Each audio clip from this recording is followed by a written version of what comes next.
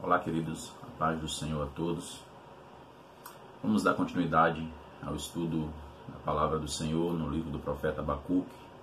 Estamos no capítulo 1, vimos as meditações, os versículos, a meditação dos versículos de 1 a 4, e hoje nós vamos ver do versículo 5 ao versículo 11, continuando nesses dias em que a igreja está impedida, em reclusão, posso dizer assim, está em aglomerações, está reunida pela questão da pandemia, por ordem e recomendações das autoridades da nossa cidade, do nosso estado. Então, até o retorno da igreja, nós estaremos, por meio deste canal e também como nós temos feito nas redes sociais da própria igreja, pastoreado o coração da igreja, ido aos irmãos, tentando dar uma assistência naquilo que for possível. A palavra do Senhor vamos ler em Abacuque 1, versículo 5 ao versículo 11, a continuação, diz assim: Vede entre as nações, olhai, maravilhai-vos e desvanecei, porque realizo em vossos dias obra tal, que vós não crereis quando vos for contada. Pois eis que suscito os caldeus, nação amarga e impetuosa, que marcham pela largura da terra para apoderar-se de moradas que não são suas. Eles são pavorosos e terríveis, e criam eles mesmos o seu direito e a sua dignidade. Os seus cavalos são mais ligeiros do que os leopardos, mais ferozes do que os lobos ao anoitecer. São os seus cavaleiros que se espalham por toda parte. Sim, os seus cavaleiros chegam de longe, voam como águia que se precipita a devorar. Eles todos vêm para fazer violência. O seu rosto suspira por seguir avante. Eles reúnem os cativos como a areia. Eles escarnecem dos reis. Os príncipes são objeto do seu riso. Riem-se de todas as fortalezas, porque amontoando terra as tomam. Então passam como passa o vento, e seguem. Fazem-se culpados, estes cujo poder é o seu Deus. Vamos orar ao Senhor nesse momento.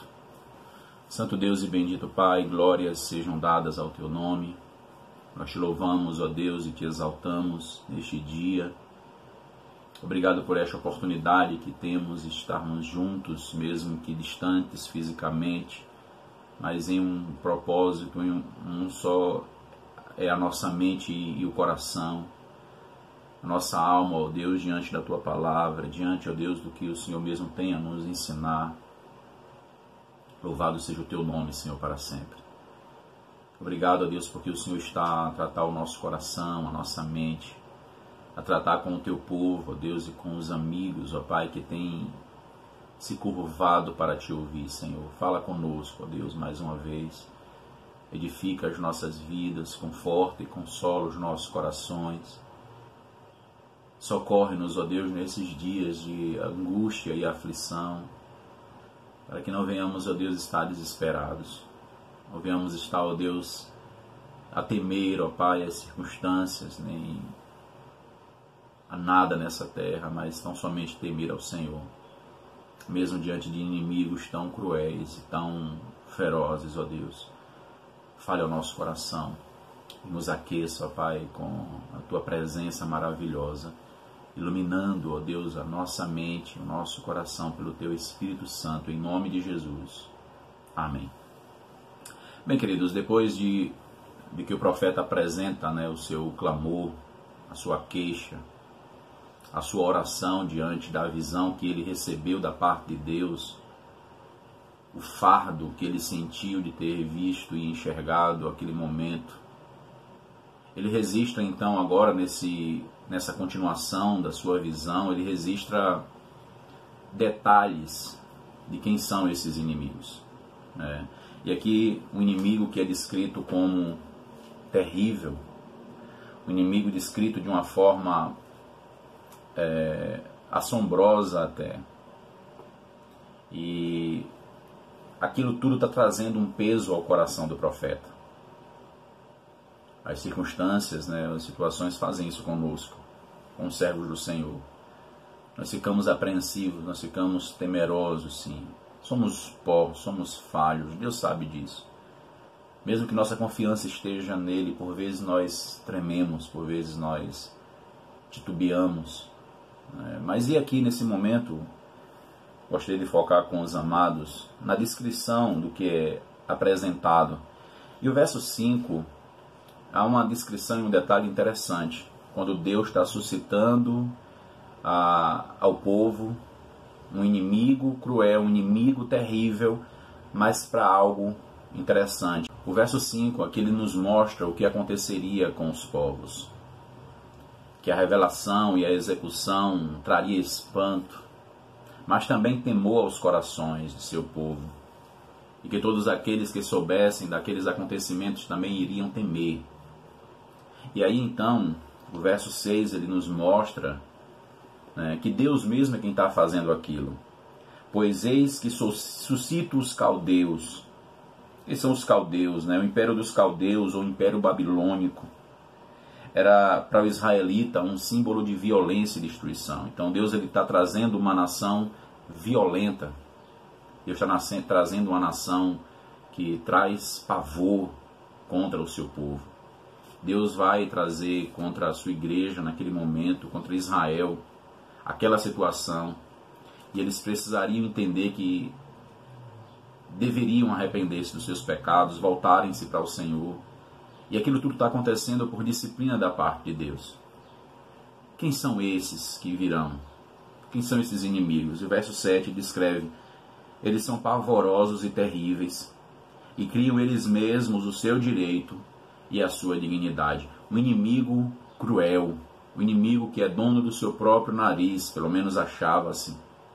Um inimigo que não vai obedecer leis, pelo contrário, ele vai criar suas próprias leis. Um inimigo que tem o domínio e que impera naquele momento entre os povos. Deus estava enviando aquele inimigo.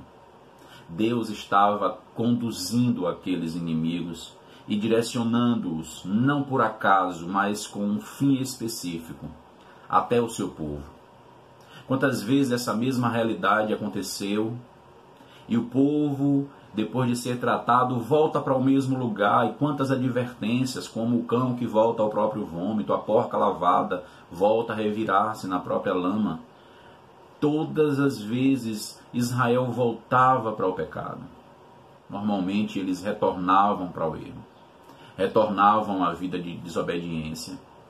E nós até podemos exclamar, mas Senhor, e Abacuque vai fazer isso na continuação, a descrição de um inimigo desse, mas ó Deus, como podes, tu és tão bom, trazer um povo tão mau sobre o teu povo, sobre a tua igreja. Nós podemos ir questionando-nos por vezes. Muitos até dizem, Deus ele não faz isso, Deus ele... E aqui nós temos a descrição de um inimigo que Deus está usando para levar a cabo os seus desígnios, o fim que ele mesmo estabeleceu.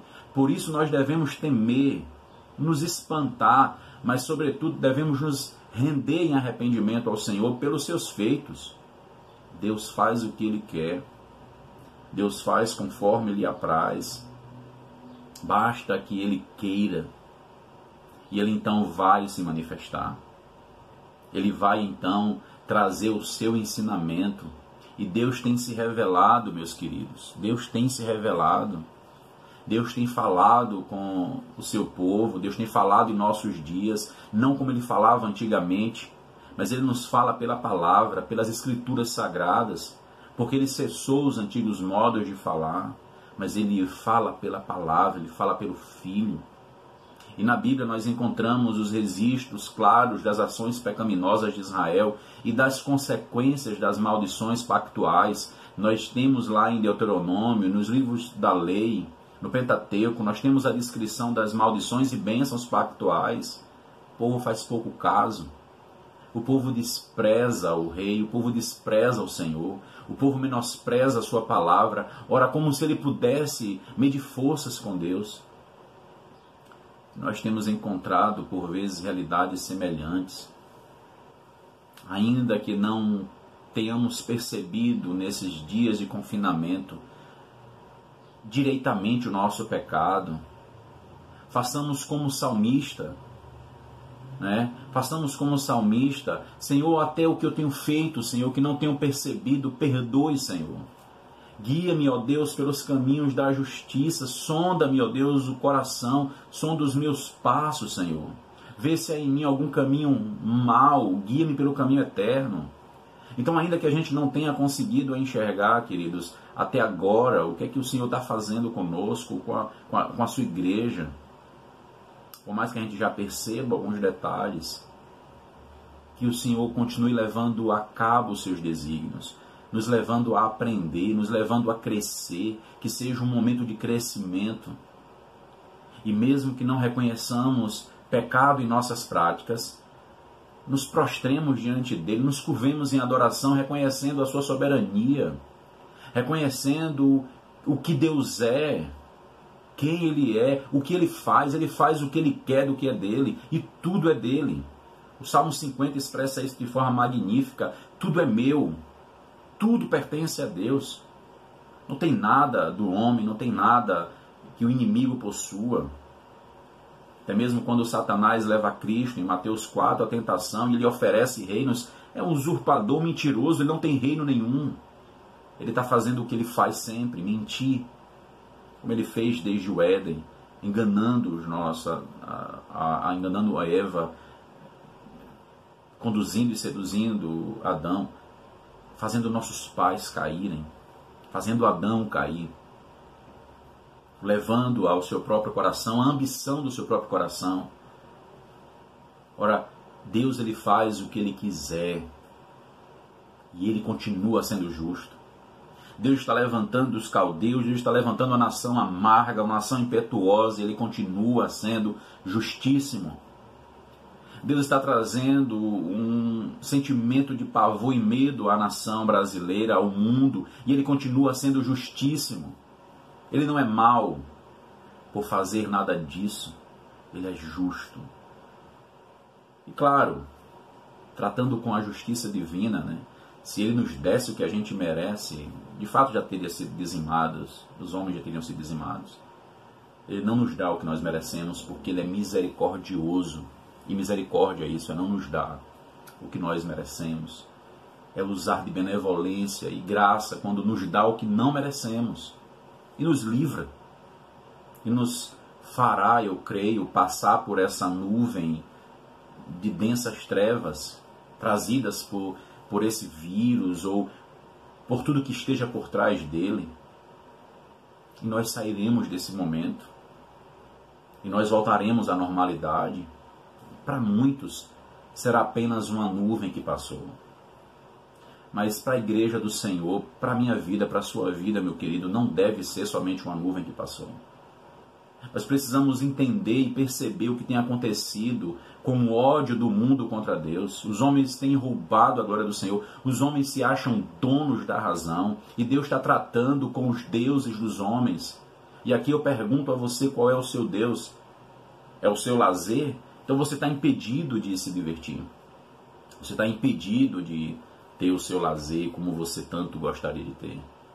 Porque de fato, os dias dentro de casa eles vão ficando difíceis. Os dias dentro de casa vão ficando, para alguns, insuportáveis. E olha, para alguns que até colocariam suas famílias como deuses. Então começam a haver embates. O seu Deus é suas finanças, são suas finanças, seus bens. De que está valendo eles agora? Quando você não pode desfrutar deles, ou quando você está preocupado com o que vai acontecer com a economia, e de fato há um susto e uma preocupação de que haja uma situação bem pior mais à frente. Ou a sua saúde é seu Deus. Você está bem, você não precisa de ninguém, você não precisa de nada. E agora você está com medo de um espirro, você está com medo de uma tosse. Nós estamos com medo de uma coriza. Estamos preocupados e assustados. Qual tem sido os deuses que o Senhor dos céus está destruindo na tua vida, na minha vida? Será que temos refletido isso? Será que temos observado? Será que nós temos observado as nações quando os homens estão potentes, donos de impérios, estão caindo em falácias, em temores, estão perdidos, não sabem para que lado vai, não sabem o que fazer, até por conta das circunstâncias e da situação. Um inimigo feroz. E aqui é descrito no verso 8 que os seus cavalos são mais ligeiros do que os leopardos, mais ferozes do que os lobos ao anoitecer, ou os lobos do deserto, como algumas traduções traz. Será que nós temos analisado quão rápido tem disseminado esse vírus, essa situação? Quantas pessoas infectadas, né? A gente tenta acompanhar os registros e a gente não consegue. Cada atualização, um número maior de infectados. E nós precisamos parar para analisar tudo isso.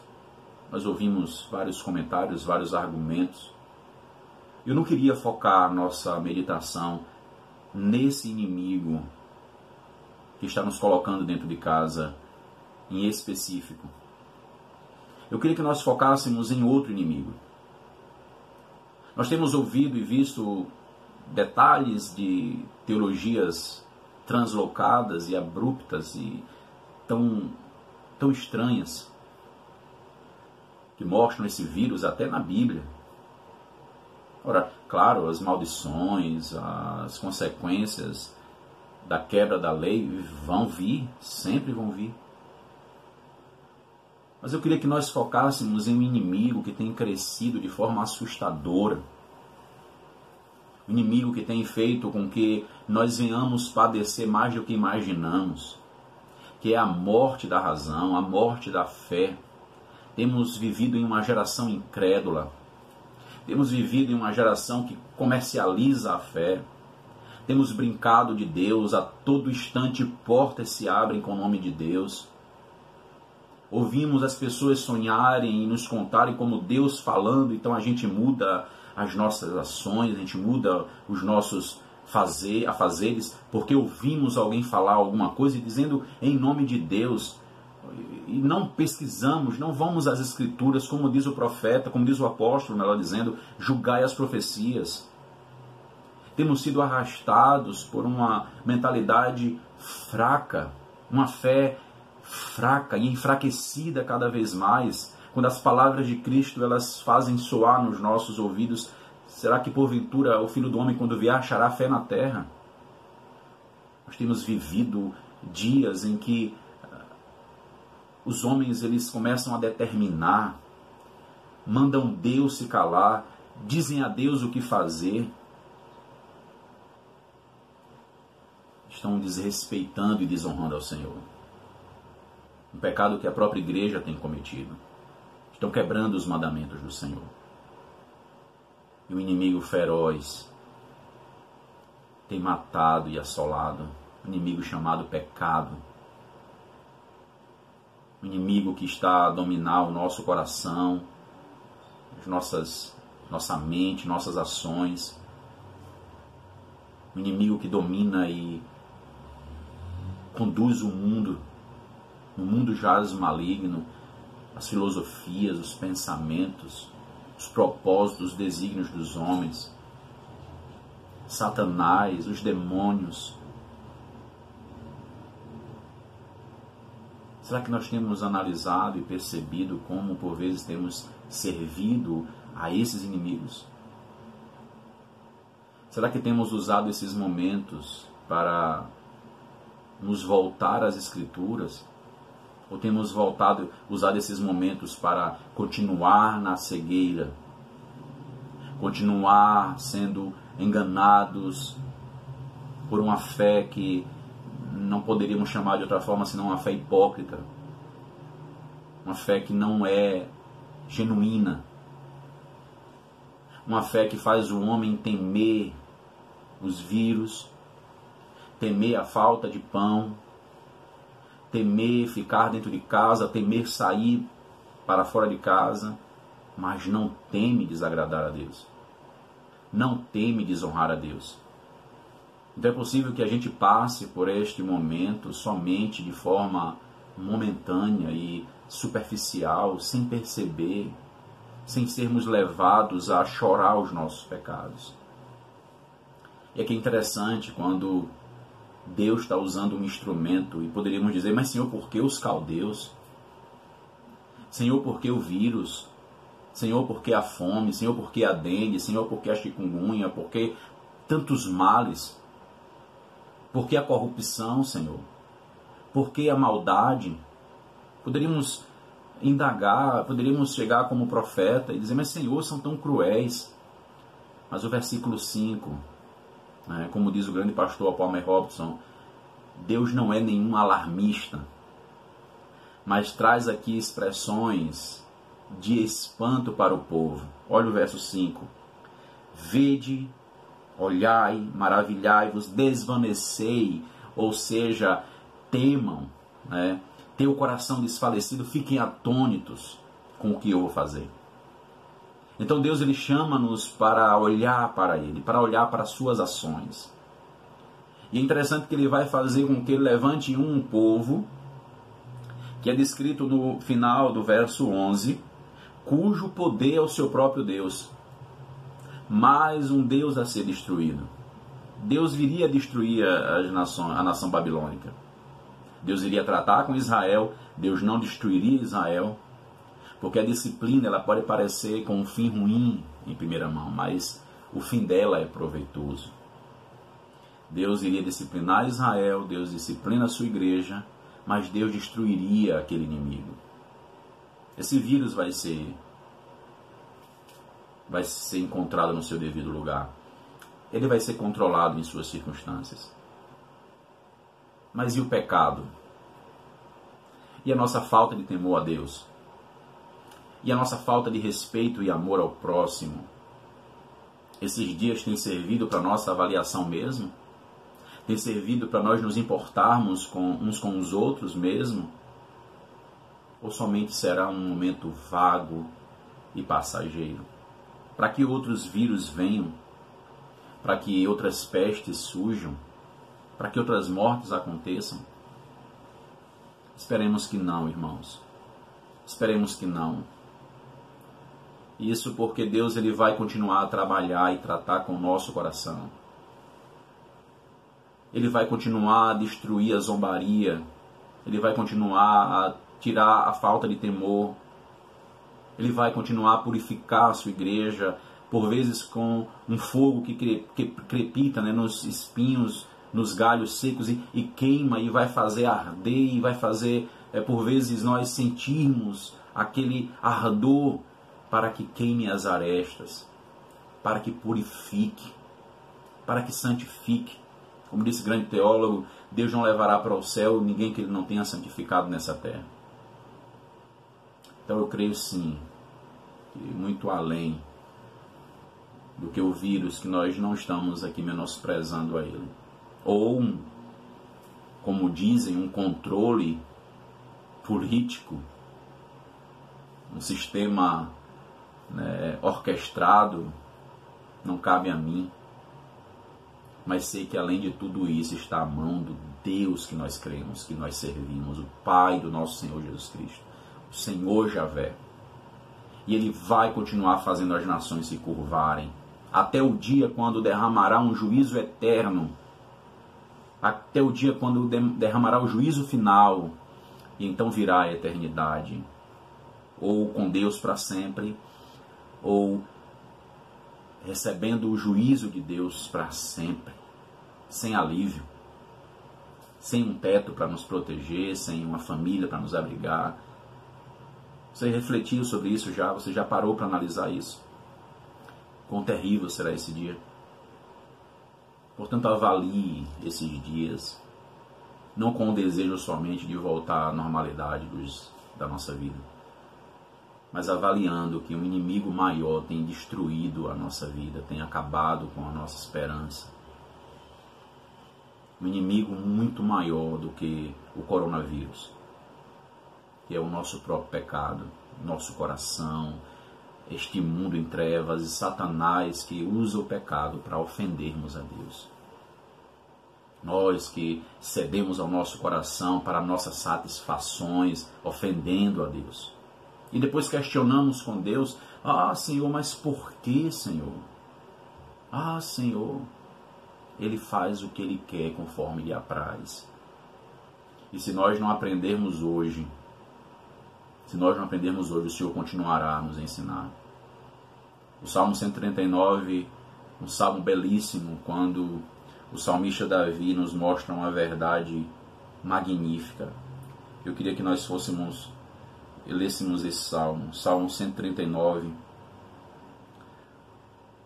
palavra bendita do Senhor, por boca do rei Davi, do Deus falando por Davi, diz assim: Senhor, Tu me sondas e me conheces, sabes quando me assento e quando me levanto. De longe penetras os meus pensamentos, esquadrinhas o meu andar e o meu deitar, e conheces todos os meus caminhos. Ainda a palavra não me chegou à língua, e Tu, Senhor, já a conheces toda. Tu me cercas por trás e por diante, e sobre mim pões a mão. Tal conhecimento é maravilhoso demais para mim, é sobremodo elevado, não posso atingir. Para onde me ausentarei do Teu Espírito? Para onde fugirei da Tua face? Se subo aos céus, lá estás. Se faço a minha cama no mais profundo abismo, lá estás também. Se tomo as asas da alvorada e me detenho nos confins dos mares, ainda lá me haverá de guiar a Tua mão e a Tua destra me susterá. Se eu digo, as trevas com efeito me encobrirão e a luz ao redor de mim se fará noite, até as próprias trevas não te serão escuras. As trevas e a luz são a mesma coisa, pois Tu formaste o meu interior. Tu me teceste no seio de minha mãe, graças Te dou, visto que por modo assombrosamente maravilhoso me formaste. As Tuas obras são admiráveis e a minha alma o sabe muito bem. Os meus ossos não Te foram encobertos quando no oculto fui formado e entretecido como nas profundezas da terra. Os Teus olhos me viram a substância ainda informe. E no Teu livro foram escritos todos os meus dias, cada um deles escrito e determinado, quando nenhum deles havia ainda. Que preciosos para mim, ó Deus, são os Teus pensamentos, e como é grande a soma deles. Se os contasse, excedem os grãos de areia. Contaria, sem jamais chegar ao fim. Tomara, ó Deus, desses cabo do perverso. Apartai-vos, pois, de mim, homens de sangue. Eles se rebelam insidiosamente contra Ti, como Teus inimigos falam malícia. Não aborreço eu, Senhor, os que Te aborrecem, e não abomino os que contra Ti se levantam. Aborreço-os com ódio consumado, para mim são inimigos de fato. Sonda-me, ó Deus, e conhece o meu coração. Prova-me e conhece os meus pensamentos. Vê se há em mim algum caminho mau, e guia-me pelo caminho eterno. Ora, queridos, não vai adiantar nós fugirmos, não vai adiantar nós nos escondermos, porque não há onde se esconder. Para onde me ausentarei do Teu Espírito, Senhor? Então, aprenda nesse momento. Reflita direitinho nesse momento, para que quando retornarmos, não tenha sido um momento em vão na sua vida, pois será um sofrimento e provável que venham outros. E por certo nós teremos vários outros sofrimentos. É natural que seja assim. É natural que a gente viva e enfrente tais sofrimentos. Porque a vontade do Senhor ela é estabelecida independente do que a gente ache ou do que a gente pense. Deus ele levará a bom termo, Deus ele levará e cumprirá os seus decretos. Ele fez isso na cruz do Calvário com o próprio Filho. Naquele momento de aflição, quando Cristo começa a sentir o inferno em nosso lugar, ele declara: Deus meu, por que me desamparaste? Mas antes ele tinha orado: Pai, se possível, passe de mim esse cálice, mas não foi possível, não era possível. E o Pai levou ao fim a obra que havia começado, e o Filho levou ao fim a obra em que havia começado. Que maravilha, irmãos! Deus ele leva a bom termo, Deus ele conclui, Deus ele completa, Deus ele está fazendo o que lhe apraz. Louvado seja Deus, glorificado seja Deus em todo momento. e você reflita sobre isso, que você glorifique a Deus. O inimigo, ele é feroz, é cruel. O inimigo, ele é terrível. Mas como nós podemos ver aqui na caminhada do profeta Abacuque, ele crê no Senhor. Há uma esperança. E essa é o Senhor. Por isso, meu amado irmão e querido amigo, nossa esperança, por mais que aguardemos da medicina, dos pesquisadores, por mais que aguardemos das autoridades, a nossa esperança é o Senhor. Não somente para este momento, que é difícil e está sendo difícil. Momento que pode suscitar mais dificuldade à frente. Mas para aquele problema que é eterno, que é a ira de Deus contra a sua alma, que é a ira de Deus contra nossas vidas, a qual foi aplacada em Jesus Cristo. Cristo é a solução, Cristo é a resposta, Cristo é a única esperança que essa nação tem, que o mundo tem, e que os eleitos de Deus estejam agora sendo trazidos pelo Senhor. E quem sabe fosse agora que Cristo voltasse. A igreja então estaria para sempre com o Senhor, onde não vai haver mais vírus nenhum, não vai haver mais peste nenhum, porque não vai haver mais pecado. A morte não mais existirá. Apocalipse 21 descreve: e as lágrimas serão enxugadas dos nossos olhos. Não haverá mais lágrima, porque não haverá mais tristeza. Se essa não for a sua esperança, se essa não for a tua certeza, você tem passado em vão, julgo eu, por todo esse momento difícil que a nossa nação está passando. Por isso, rogue as misericórdias do Senhor e que o Senhor mesmo edifique a sua vida e abençoe sua igreja. Vamos orar, encerrando esse momento. Santo Deus e bendito Pai, louvado seja o Senhor. E independente de mim, ó Deus, ou dos meus irmãos e amigos, das nossas faltas e falhas, que o divino pregador, que o Espírito Santo, o pregador por excelência, fale aos nossos corações, aqueça as nossas vidas e nos conduza à glória do Teu nome, Senhor. Abençoe-nos nesses dias difíceis, Senhor, mas sobretudo, ó Pai, salve o Teu povo, ó Deus. Converta a Tua igreja, ó Pai, santifica, ó Deus, a Tua nação, Senhor, a nação santa, o Israel do Senhor, em nome de Jesus, ó Deus, para que nós possamos enfrentar todas as dificuldades que tivermos que enfrentar nessa terra, com paz em nosso coração e com a esperança em nossa mente e com alegria, ó Deus, em nossas vidas, ó Pai, aguardando, ó Deus, ao momento de nos encontrarmos contigo, para eternamente estarmos juntos, onde não vai mais haver nenhum mal, pois não haverá mais corrupção, não haverá mais pecado e miséria, que é o estado em que todos os homens caíram depois da queda em Adão. Em nome de Jesus nós oramos, ó Deus, agradecidos ao Senhor, e na expectativa, ó Deus, de que enquanto o Senhor não volte para buscar a Tua igreja, de podermos retornar para comungarmos a fé, estarmos juntos como família do Senhor, como família em Cristo Jesus, reunidos na Tua casa, mas também voltarmos à normalidade, ó Deus, dos trabalhos, dos estudos, ó Deus, até mesmo do próprio lazer, de voltarmos à vida, ó Pai, no dia a dia, a vida no âmbito social. Por isso aguardamos no Senhor e te pedimos, entre em providência, Senhor, e nos socorra, em nome de Jesus. Amém. Que Deus abençoe, queridos, as nossas vidas, tá? Que Deus abençoe essas meditações e o Senhor nos faça crescer cada vez mais em graça e no conhecimento do Senhor, para a glória dele mesmo. Amém.